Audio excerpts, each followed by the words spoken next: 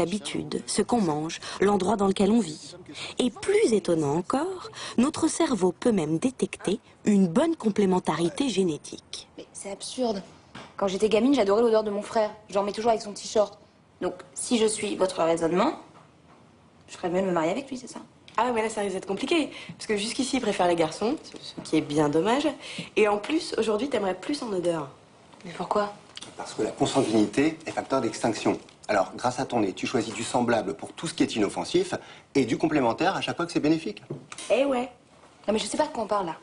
Parce que j'ai l'impression que tout le monde oublie que je vais me marier avec Bastien dans 1 mois, quand même. Merci, super.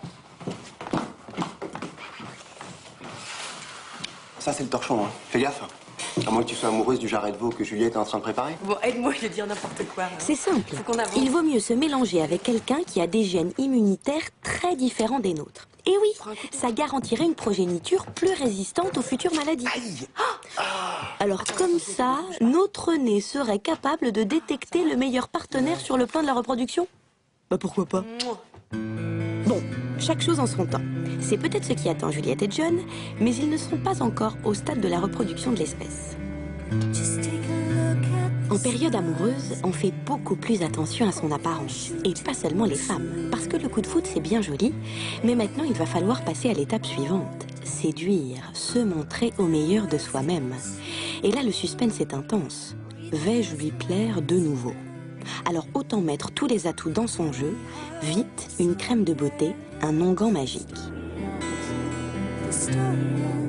Là, bien sûr, à l'échelle microscopique, personne n'est au top de la séduction. Et la jolie peau de Juliette ressemble plutôt à une contrée inhospitalière du genre de la surface de la Lune.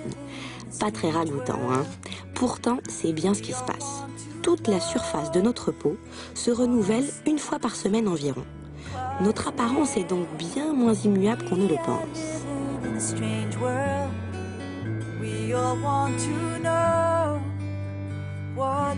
Et la chevelure, symbole de féminité. Il faut la soigner. Juliette est fière de sa crinière rousse. Une forêt inextricable d'environ 120 000 troncs. Bref, les voilà fin prêts et le stress monte d'un cran. Bougez pas, je vais ouvrir.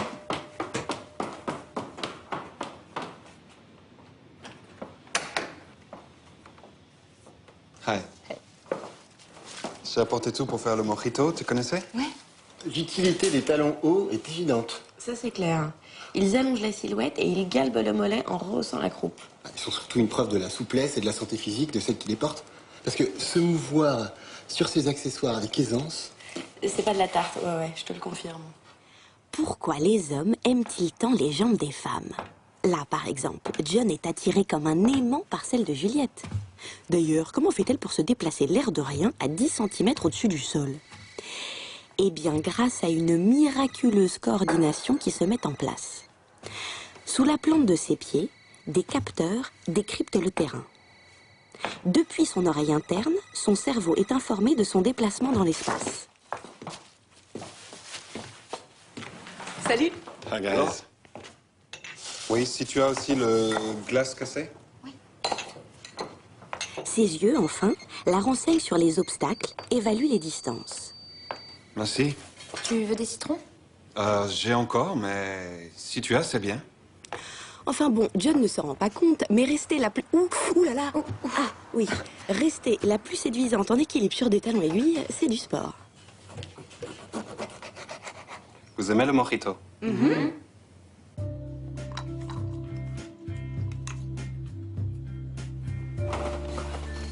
Tu te sens pas un peu en trop? Ah mais pas du tout. S'il pouvait même se rouler une petite pelle tout de suite là, ça m'arrangerait.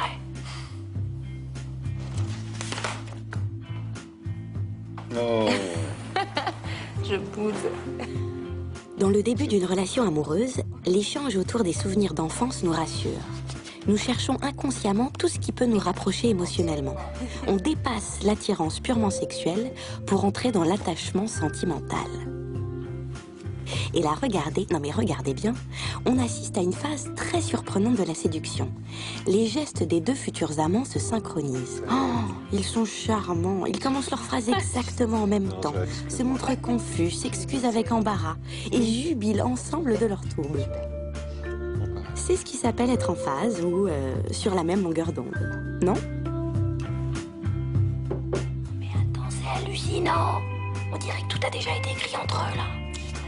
Ça doit être chiant. Mais qu'est-ce que tu fabriques là? Arrête de prendre des notes qui servent à rien. Donne-moi plutôt ton café là. J'en peux plus de ce mojito. Et tu joues le keyboard?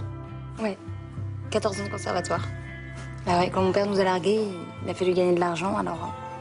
Du coup, j'ai un peu laissé tomber la musique. C'est une pitié. Mais tu joues encore, hein? Ouais, tu veux que je... Ouais.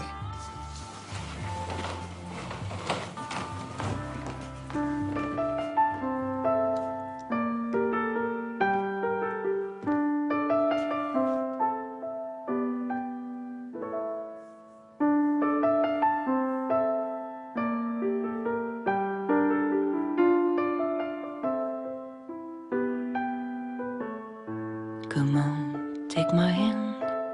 Don't be afraid, it's me. You know my name. Don't be ashamed, no need to hide, it's me. I like you the way you are. Come on, take my hand. I'm sure you'll understand. We are the same. Don't get me wrong, I'm not that strong, but for you, I will do my best, I swear. I just want to be your hero. Chez la femme, la mydriase, ou la dilatation des pupilles, est l'expression directe du désir. Elle rend le regard de Juliette irrésistible. Et John se sent happé, il se noie, se perd dans ce regard profond. Il est surtout rassuré. Pas de doute, elle est séduite. Et c'est réciproque. Au même moment, le sang afflue jusque dans les moindres vaisseaux sanguins des lèvres de Juliette, qui se font plus pulpeuses, plus roses et de fait plus attirantes. John résiste à poser un baiser sur ses lèvres, mais pour combien de temps encore? Tu veux que je le mette? Tu veux écouter là? Ben, comme tu veux. Qu'est-ce que tu veux? Danser. Non, je sais pas.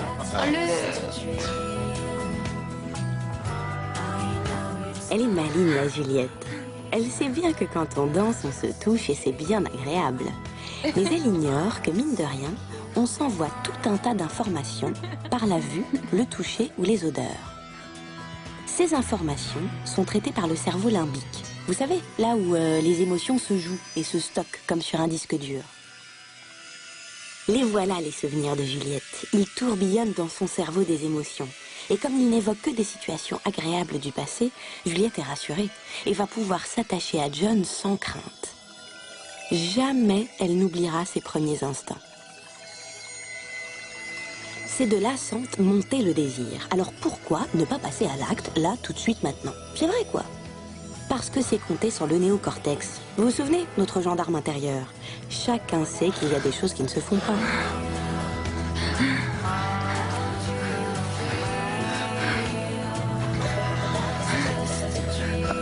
Non mais là je disais qu'il y a des choses qui ne se font pas. Sorry. Pardon. Voilà, merci. Désolée, mais tous les fantasmes ne sont pas réalisables. Enfin, en tout cas pas tout de suite. Oh my God. Makes me think of Bon, d'accord, le passage à l'acte, c'est pas pour maintenant. girl and I had this Mais friend son attente décuple la volupté de l'instant. looking at me and saying, "You're just a schmuck," you know? Yeah, and she was. La voix de John, par exemple, est inconsciemment devenue plus grave d'un ou deux tons. Et ces ondes font vibrer le tympan de Juliette. Vous voyez cette série d'osselets là? Ce sont eux qui transmettent les vibrations à l'intérieur d'une structure en forme d'escargot, la cochlée. Transformée en courant électrique, la voix de John active directement le cerveau des émotions de Juliette en déclenchant un plaisir intense. Cette voix devient infiniment séduisante, excitante et surtout inoubliable. Terrible situation. Ça y est, John et Juliette franchissent une étape essentielle, celle des premiers contacts. leurs mains se frôlent comme par hasard, esquissent des caresses à venir. Tout se passe sous la peau. 1,5 million de récepteurs captent les sensations déclenchées par la caresse et les transmettent à des milliers de terminaisons nerveuses. Ce contact déclenche un courant électrique. Il remonte le long de la moelle épinière jusqu'au cerveau qui libère les endorphines, les neurotransmetteurs du plaisir. Le circuit de la récompense est mis en route. Voilà pourquoi une caresse procure tant de bien-être. Bah, c'est pas que je m'ennuie. Il est minuit et... voilà, il est minuit. Mais je dois aller à répétition pour mon band. Vous venez nous écouter demain? Ah ouais, carrément. Ok, great. Bon, bah, à demain, alors. Salut. Ah, attends, bouge pas, t'as un truc, là. Hop. Ah, yeah. T'avais juste un petit cheveu blanc. Excuse-moi. Et moi, ça va? J'ai pas encore de cheveux blancs? Salut. Je dois vraiment partir. D'accord. Merci. C'était very nice. Great time. Ben, demain. Ok. Ok. Bébé. Moi aussi, j'y vais. Hein. Ah oui. Bah, à demain.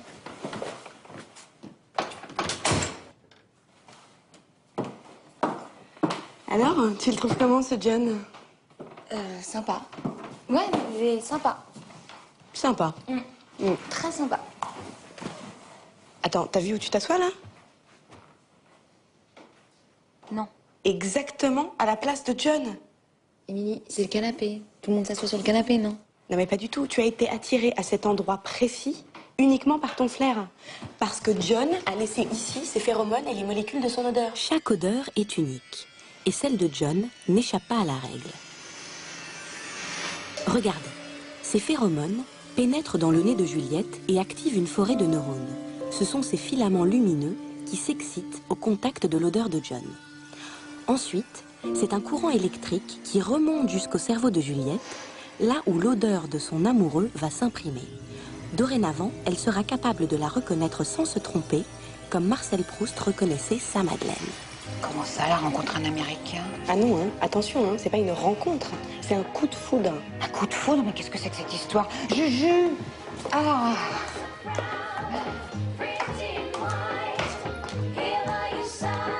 Là, forcément, on est dans le mariage champêtre. Sûr que là, pour être champêtre, c'est champêtre. Un petit peu trop même, non? Non. Je vais essayer la première. Oui, très bien. Brigitte, le coup de foudre, c'est scientifique. Et un amour scientifique, c'est incontestable. C'est un amour qui dure toujours. Si l'amour durait toujours, ça se saurait. Juju, je te rappelle que Bastien t'a offert une bague Maus et que tu es folle de lui depuis un an. Maman. Et en plus, pas du tout. Juliette n'a jamais été folle de Bastien, mais plutôt de son statut social. Et alors? Même si elle l'aime pour son argent, il n'y a pas de honte. Faut arrêter avec ces complexes à la française, là. Brigitte, on baisse pour l'amour et on se marie pour le fric. Non mais ça va pas. Belle éducation, hein. Tu m'énerves. Vous allez être une ravissante mariée. Si j'étais en train de faire la bêtise de ma vie. Mais non, ce chapeau vous va comme un gant. Mais non, pas le chapeau. Juliette, tu peux encore tout arrêter. Ne l'écoute pas, ma chérie. Tu as choisi le must. Sinon, nous avons un voile. C'est plus classique. Mais vraiment pas de voile. Ah non, pas le voile, non. Bon. Je sais pas. Mais tu m'emmènes où, là? Bah, tu voulais bien voir où je travaille. Oui. Bah, on y va. Émilie, t'es sûre de ce que tu fais, là? Mais oui. Tu vas voir ce que tu vas voir, ma cocotte. Cette machine, c'est mieux que le détecteur de mensonges. Mais je me mens pas. Non, mais maman doit avoir raison. Je dois avoir peur de m'engager avec Bastien. Le mariage, ça fait peur. J'avais bien connu, ça fait peur, le mariage. Oui, bien sûr. Tu glisses ta tête. Là? Voilà. Allez, détends-toi. C'est ta vérité que tu vas voir en face. Oh.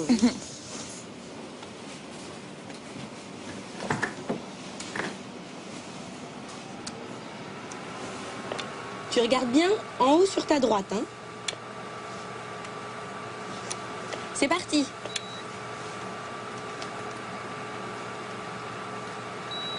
Les images d'objets neutres n'activent pas les mêmes zones du cerveau que les photos de visage. Évidemment, l'image d'un visage s'adresse plus à notre cerveau émotionnel, surtout si c'est l'image de la personne qu'on aime.